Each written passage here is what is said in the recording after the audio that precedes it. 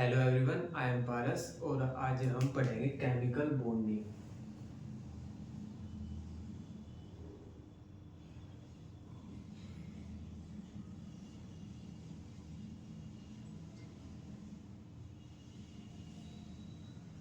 Chemical bonding तो chemical bonding में सबसे पहले हम पढ़ेंगे कि एटम के बारे में पढ़ेंगे हम कुछ एटम।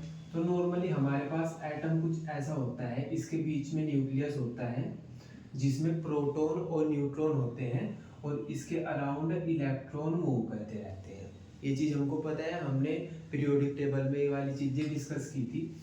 तो अच्छा, इलेक्ट्रॉन प्रोटॉन न्यूट्रॉन क्या होते हैं, इसमें तो नहीं प्रॉब्लम है भाई। Electron proton neutron smallest particle होते हैं, ठीक है ना। सबसे स्मॉलेस्ट पार्टिकल होते हैं इलेक्ट्रॉन प्रोटॉन न्यूट्रॉन। तो हम क्या देखते हैं कि हमारे पास जो एटम होता है ना, उसको ना अकेला रहना नहीं पसंद है हमारे की तरह। तो एटम अकेला नहीं रह पाता, तो ये क्या करता है, ये चाहता है कि मैं किसी दूसरे एटम के साथ मिलके रहूं। मतलब ये चाहता है कि मैं किसी और एटम के साथ मिलके रहूं, ठीक है। तो अब हमारे पास मैक्सिमम एलिमेंट्स के एटम ऐसे होते हैं जो कि अकेले नहीं रह पाते। कुछ ऐसे होते हैं जिसको इस चीज से, मतलब ऐसा संत टाइप होते हैं कि उनको इस चीज से फर्क नहीं पड़ता, वो अकेले ही रह सकते हैं, ठीक है। तो हम उनको, जैसा हमारे पास पीरियोडिक टेबल होती है उसमें सारे एलिमेंट्स अरेंज होते हैं, तो जो ऐसे होते हैं संत टाइप वाले होते हैं जो, तो हम उनको अलग से साइड में रख देते हैं, जिसको हम नोबल गैस बोल देते हैं कि यार ये ना किसी के साथ रह के नहीं खुश है, और ये ना अपना, हमने ना इनको ना अलग ही रख दिया। पूरी पूरी पीरियोडिक टेबल में हमने साइड में रख रखे हैं कि ये किसी के साथ मिलके रहना पसंद नहीं करते और अपने आप को ये स्टेबल बोलते हैं, मतलब ये इन सब चीज़ों से ऊपर उठ चुके हैं, ठीक है, और अपने आप को स्टेबल बोलते हैं ये, ठीक है। तो हम बोलते हैं कि हमारे पास जब एक एटम दूसरे एटम के साथ मिलके रहना चाहता है, तो मतलब ऐसे एक एटम दूसरे एटम के साथ मिलेगा तो वो मॉलिक्यूल बना लेगा, ठीक है ना। पर ये अब किसकी हेल्प से जुड़ेंगे, मतलब ये किसकी हेल्प से, भाई एक एटम है दूसरा एटम है, ये जुड़ेंगे किसकी हेल्प से और मॉलिक्यूल का फॉर्मेशन कैसे होगा। तो हम इसको ऐसे बोलते हैं कि इनके बीच में एक बॉन्ड का फॉर्मेशन हो जाएगा। बॉन्ड का फॉर्मेशन हो जाएगा जब एक एटम दूसरे एटम के साथ बॉन्ड बनाएगा, तो उसको हम मॉलिक्यूल बोल देंगे। अच्छा, जैसा हम ऐसे रिप्रेजेंट करते हैं बॉन्ड को कि ये एक एटम है, ये एक एटम है और इसने इसके साथ बॉन्ड बना दिया, तो ऐसे हम इस चीज से हम बॉन्ड को रिप्रेजेंट करते हैं। पर इनके बीच ऐसा कुछ नहीं होता। बॉन्ड होता क्या है, बॉन्ड एक अट्रैक्शन होता है। बॉन्ड एक अट्रैक्शन होता है, ऐसा नहीं है कि हमने, जैसा हम रिलेशनशिप वगैरह में देख लिया, ऐसा थोड़ी ना होता है कि हमने दो बंदों को बांध दिया, रस्सी से बांध दिया कि इनके बीच में बॉन्ड को फॉर्मेशन हो गया। नहीं, ऐसा तो नहीं होता भाई। उनके बीच में जो भी होती है, केयर होती है, रेस्पेक्ट होती है, अफेक्शन होता है, प्यार होता है, तो मतलब वो क्या होता है कि वो काइंड ऑफ अट्रैक्शन होता है। ऐसा नहीं है कि हमने उनको बांध दिया। तो ऐसे ही एटम्स के साथ होता है। एटम्स में क्या होता है कि एक बॉन्ड का फॉर्मेशन हो जाता है, बॉन्ड का फॉर्मेशन हो जाता है, एक अट्रैक्शन आ जाती है और ये दोनों एटम मिलके रहना स्टार्ट कर देते हैं और हम उसको बोल देते हैं मॉलिक्यूल, ठीक है। अब ये मिले क्यों, अब क्यों नहीं रह पाता, मतलब एटम हमारे पास अकेला क्यों नहीं रह पाता।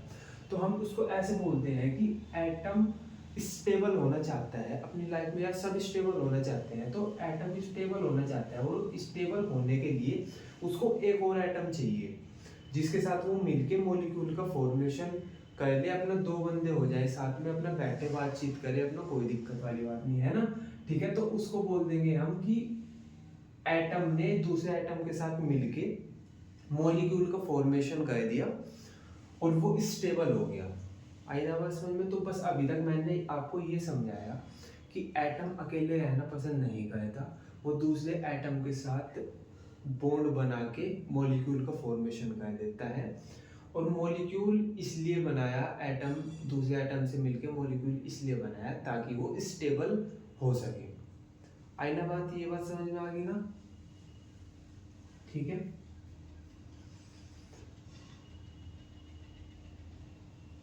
ठीक हो गया। अच्छा, अब बात आती है कि हमारे पास जो मॉलिक्यूल फॉर्मेशन की थ्योरीज हैं। मतलब हमारे पास जो ये थ्योरी है, कुछ थ्योरी आती है कि मॉलिक्यूल का फॉर्मेशन क्यों हुआ।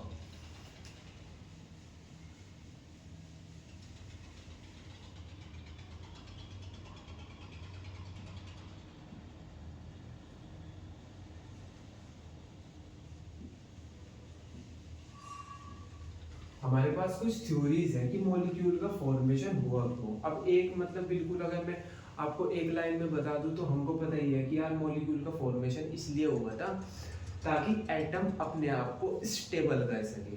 ठीक है, तो इसके अंदर कई सारी थ्योरीज आती हैं।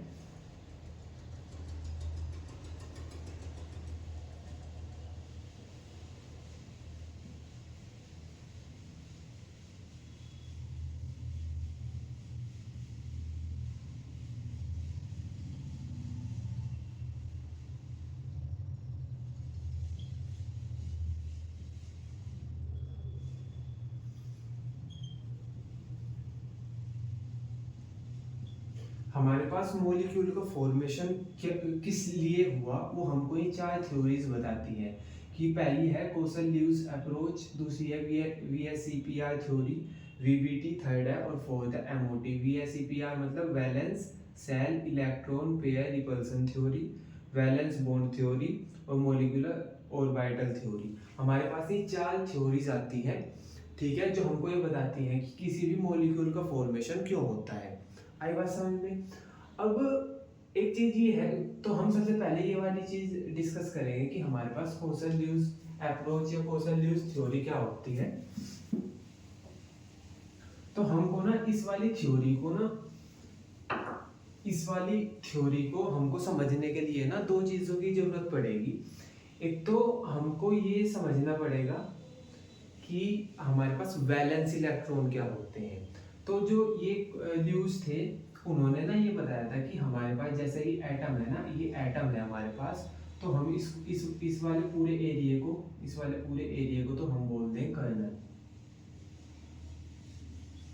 और जो ये वाला आउटर वाली शेल है, इसको बोल देंगे वैलेंस शेल, इसको बोल देंगे वैलेंस शेल। आई क्या बात समझ में। इसको हमने वैलेंस शेल बोल दिया, और जो इनर वाला ये एरिया है इसका, इसको हमने कर्नल बोल दिया। ठीक है, अब ये बोलते हैं कि यहाँ पे जो इलेक्ट्रॉन होंगे उसको हम वैलेंस इलेक्ट्रॉन बोल देंगे। आई क्या ये बात समझ में। जो आउटर पे इलेक्ट्रॉन होंगे या वैलेंस शेल में जो इलेक्ट्रॉन होंगे, हम उनको वैलेंस इलेक्ट्रॉन बोल देंगे। और एक नॉर्मल सी चीज है कि अगर हमें किसी मॉलिक्यूल का फॉर्मेशन करना होगा, भाई हमें ना किसी मॉलिक्यूल का फॉर्मेशन करना है, तो एक एटम तो ये है, एक एटम ये है, ये सिंगल है जो, तो ये स्टेबल नहीं है, तो इन्होंने सोचा हम मिल जाए। तो ऐसे एक एटम ये जब ये मिलेंगे, तो ये जो कांटेक्ट होगा बीच में, ये वैलेंस सेल का ही तो होगा। भाई एक तो एटम ये है, एक एटम ये है, तो जब हम इनको पास लाएंगे तो ये ऐसे मिल जाएंगी। तो ये वाली चीज क्या है, ये वैलेंस सेल है, ये वाली चीज क्या है, वैलेंस सेल है ना। तो कांटेक्ट में तो ये वाली दोनों चीजें आ रही है ना, ठीक है ना। तो हम ये बोल देते हैं कि किसी भी मॉलिक्यूल के फॉर्मेशन के लिए वैलेंस इलेक्ट्रॉन जो होते हैं हमारे पास, वो ही किसी भी मॉलिक्यूल का फॉर्मेशन कराते हैं। ये बात समझ आई क्या। तो कोसल ल्यूइस अप्रोच में हमने दो चीजें देखी कि हमारे पास वैलेंस इलेक्ट्रॉन होते हैं जो वो इसका फॉर्मेशन कराते हैं मॉलिक्यूल का। ठीक है, अब ना इन्होंने ना कुछ सिंबल दिया था इस वाली अप्रोच में ना, हम ना कुछ सिंबल का यूज करेंगे। इस वाली अप्रोच में हम कुछ सिंबल का यूज करेंगे। बेसिकली इन्होंने ना ऐसे बोल दिया था, ल्यूइस ने ऐसे बोल दिया था कि जिसके पास 8 इलेक्ट्रॉन होंगे उसको हम स्टेबल बोल देंगे। अब जब ल्यूइस ने ये वाली बात बोल दी कि जिसके पास 8 इलेक्ट्रॉन होंगे वो स्टेबल हो जाएगा, तो अब सारे एटम चाहते हैं कि हमारे पास 8 इलेक्ट्रॉन हो और हम भी अपने आप को स्टेबल कर लें।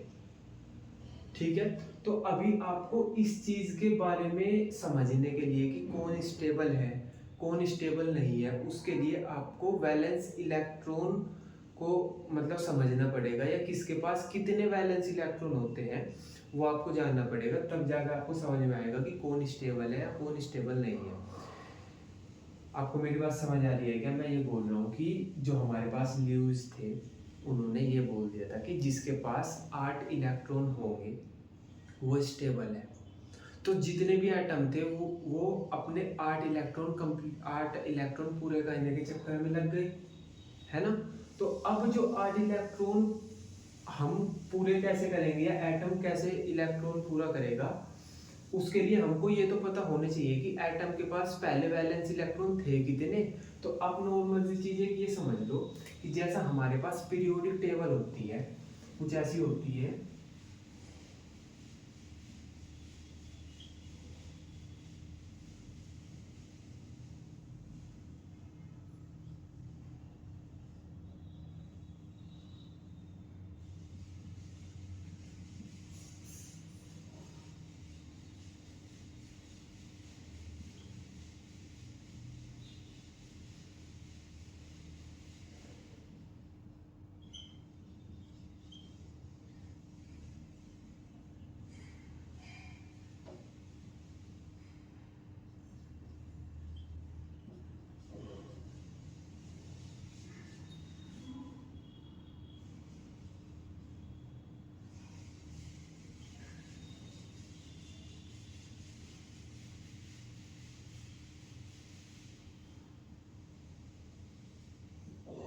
हमारे पास कुछ इस तरह की पीरियोडिक टेबल होती है ना। ठीक है, तो अब मैं ना ये बोल रहा हूँ कि हमको ना इनके ना वैलेंस इलेक्ट्रॉन चाहिए। भाई पहले तो यार हमको हमको ये पता है कि हमारे पास टोटल 8 इलेक्ट्रॉन अगर होंगे तो हम स्टेबल मान लेंगे अपने आप को। तो अब हमको पहले ये तो पता होना चाहिए कि हमारे पास है कितने इलेक्ट्रॉन। तो हमारे पास ये पीरियोडिक टेबल है, ये इसके अंदर एलिमेंट है, तो हम ये देखेंगे कि इसके पास कितने वैलेंस इलेक्ट्रॉन होते हैं, इन सब के पास कितने कितने अपने वैलेंस इलेक्ट्रॉन होते हैं। ठीक है, तो अब हम जब हाइड्रोजन का ये इलेक्ट्रॉनिक कॉन्फ़िगरेशन करते हैं तो वो होता है 1s1। तो हमने बोलते हैं कि भाई इसके पास ना एक इलेक्ट्रॉन होता है वैलेंस इलेक्ट्रॉन, क्योंकि एक ही है इसके पास। तो अब जब इसका करेंगे तो ये हो जाएगा 1s2। तो इसके पास कितने वैलेंस इलेक्ट्रॉन हो गए? 2। ठीक है क्या? अब हम जब इसका करेंगे लिथियम का तो ये हो जाएगा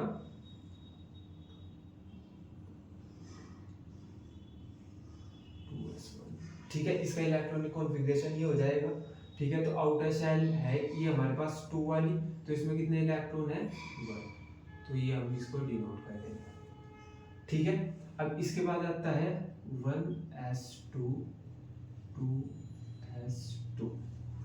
अब इसके पास कितने इलेक्ट्रॉन होंगे? भाई इसके पास 2 होंगे। क्यों? क्योंकि जो इसकी आउटर सेल है उसमें 2 इलेक्ट्रॉन है। भाई आउटर वाली तो ये वाली होगी ना, s वाली 2s वाली, ये तो इनर है 1s वाली। ठीक है, तो इसके पास भी हमने बना दिए 2 इलेक्ट्रॉन। ठीक है क्या? अब इसकी बात करें अगर हम तो ये हो जाएगा 1s2 2s3। तो इसके पास कितने इलेक्ट्रॉन हो जाएंगे? 3 हो जाएंगे इसके पास। आई क्या ये वाली बात समझ में? ठीक है, तो अब हम सबकी नहीं बना के देखेंगे, क्योंकि भाई हमने ये वाली चीजें ना पीरियोडिक टेबल में डिस्कस करी थी। तो ऐसे ही इसके पास हो जाएंगे 4। ठीक है, इसके पास हो जाएंगे 5।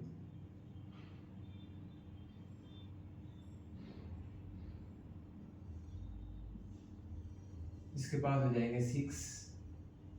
समझ आ गया ना ये कहाँ से मैं मतलब कैसे बता रहा हूँ तुमको कि इसके पास कितने हो जाएंगे? इसके पास हो जाएंगे 7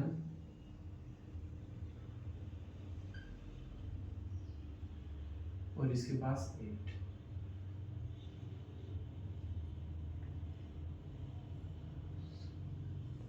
ये बात समझ आ गई ना? अब इसके पास जिसके पास 8 होंगे उसको हम स्टेबल बोल देंगे। ठीक है, तो हम ऐसे ये हीलियम नियोन ऑर्गन को हम स्टेबल बोलते हैं। ठीक है, तो ये बात समझ आ गई कि किसके पास कितने वैलेंस इलेक्ट्रॉन है। तो अब ये वाली चीज तुम याद करके रखना कि किसके पास कितने हैं, क्योंकि हम बहुत सारी जगह यूज करेंगे कि कार्बन के पास कितने हैं, तो तुमको याद होना चाहिए कि 4 होते हैं कार्बन के पास। मैं बोलूँगा कि फ्लोरीन के पास कितने होते हैं, तुम्हें याद रखना है कि 7 होते हैं इसके पास। ठीक है, अब अगर मैं इसकी सोडियम की बात करूँ तो इसका इलेक्ट्रॉनिक कॉन्फ़िगरेशन होता है कुछ ये।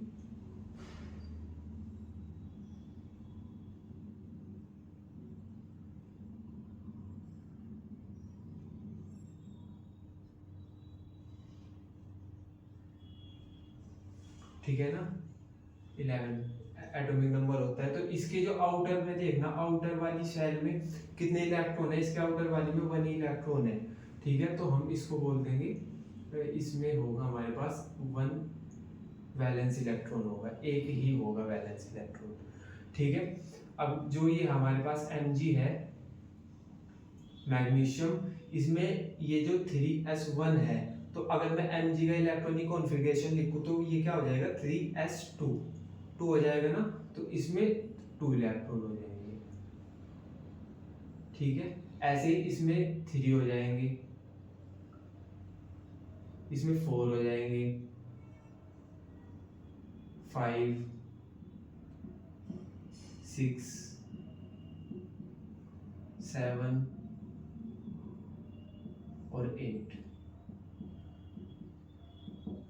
समझ आएगी बात। और तुम्हें पैटर्न दिख रहा है कि जितने वैलेंस इलेक्ट्रॉन लिथियम के पास है उतने ही सोडियम के पास है। ठीक है ना, जितने बेरिलियम के पास है उतने ही मैग्नीशियम के पास है, मतलब ऐसे सेम पैटर्न है। ठीक है, क्या जितने नाइट्रोजन के पास है उतने फॉस्फोरस के पास है। आई क्या ये वाली बात समझ में? तो तुमको ना ये वाली चीज ना याद करके रखनी है। ठीक है, कि किसके पास कितने वैलेंस इलेक्ट्रॉन है। ठीक है, अब जैसा अगर मैं ऐसे मान लूं कि हमारे पास जैसा ये है, एग्जाम्पल ले लें हम कि हमारे पास ना ये है सोडियम है, एक सोडियम है, इसके पास कितने वैलेंस इलेक्ट्रॉन होते हैं, 1, एक ही तो होता है। ठीक है, और मैंने ले लिया यहाँ से Cl, इसके पास कितने होते हैं, 7।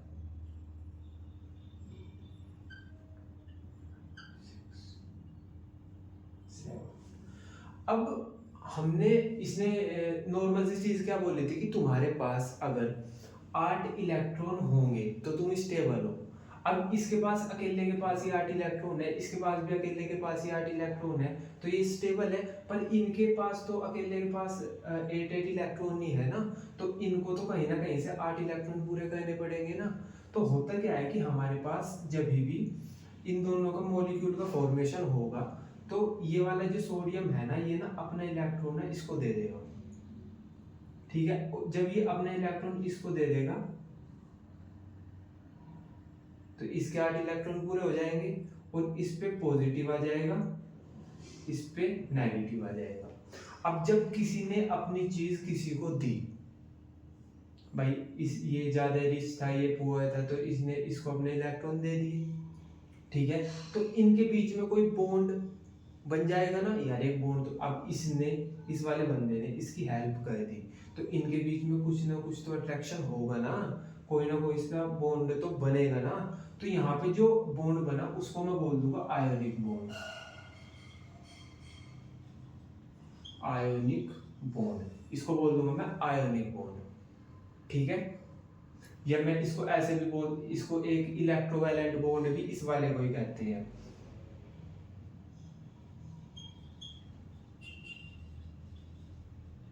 Electrovalent bond. अभी हम ना ये पता है ये पूरा का पूरा ना बस एक इंट्रोडक्शन पढ़ रहे हैं हम। ठीक है ना, ये वाली सारी चीजें हम बहुत डिटेल में पढ़ेंगे। ठीक है, आई ना बात समझ में? तो बॉन्ड यहाँ पे कौन सी वाला है, आयोनिक बॉन्ड है। ठीक है ना,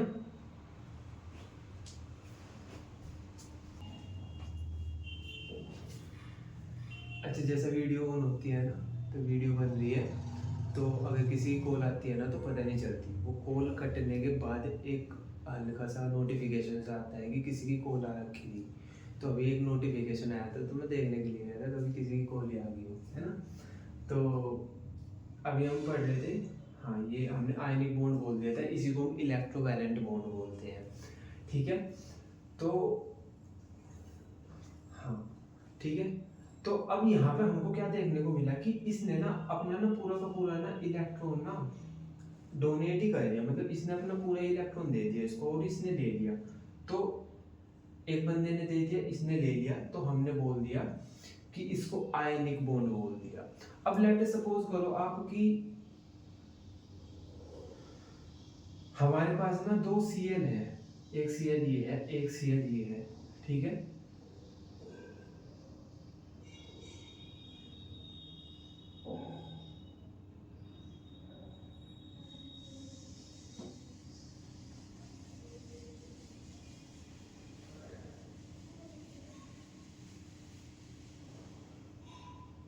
ठीक है ना, 7 इलेक्ट्रॉन है दोनों के पास। अब इनको भी अपना ऑक्टेट पूरा करना है, ठीक है ना। तो अब होगा क्या, अगर ये एक इलेक्ट्रॉन इसको दे दे, इसका ऑक्टेट पूरा हो जाएगा, पर इसका रह जाएगा। अगर ये वाला इसको दे दे तो फिर इसका रह जाएगा। तो ये क्या करते हैं ना, ये ना इलेक्ट्रॉन की ना शेयरिंग करते हैं, ये कहते हैं इलेक्ट्रॉन की शेयरिंग, ये कहते हैं इलेक्ट्रॉन की शेयरिंग। तो अब ये दोनों इलेक्ट्रॉन ना दोनों में काउंट होंगे भाई। अगर मैं इस वाले के साथ इनको काउंट करूं तो इसके भी 8 इलेक्ट्रॉन पूरे हो रहे हैं, 1 2 3 4 5 6 7 8, और इस वाले के भी, ठीक है। तो यहाँ पे इलेक्ट्रॉन की शेयरिंग हुई, यहाँ पे वो डोनेट ही कर दिया था उसने पूरा, यहाँ पे इलेक्ट्रॉन की शेयरिंग हुई। तो अब जब शेयर करी, इन दोनों बंदों ने कोई चीज शेयर करी, तो इनके बीच में भी कोई ना कोई अट्रैक्शन हुआ होगा, तो इनके बीच में भी बॉन्ड का फॉर्मेशन हो गया। तो जब शेयरिंग से इलेक्ट्रॉन बनते हैं तो हम उसको बोल देते हैं कोवैलेंट बॉन्ड।